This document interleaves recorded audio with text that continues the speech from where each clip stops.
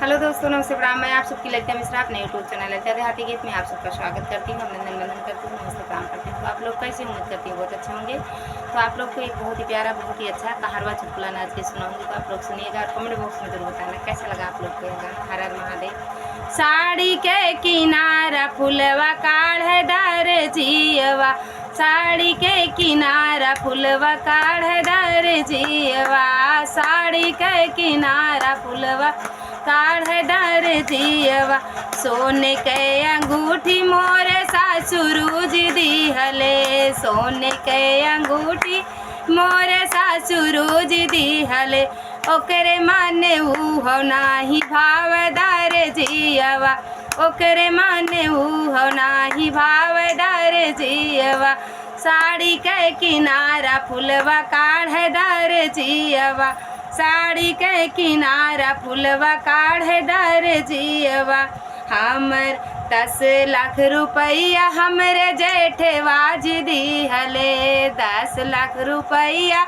हमरे जेठवाज दिहले, ओकरे माने उहो नाही भावदार जियवा,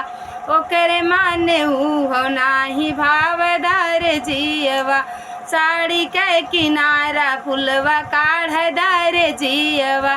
साड़ी के किनारा फुलवा काढ़ दर जियवा,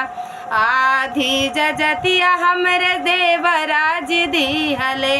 आधी जजतिया हमरे देवराज दिहले,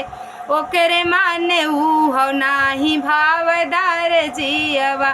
ओकरे माने उहो नाही भावदार जियवा, साड़ी के किनारा फुलवा काढ़ दर जियवा,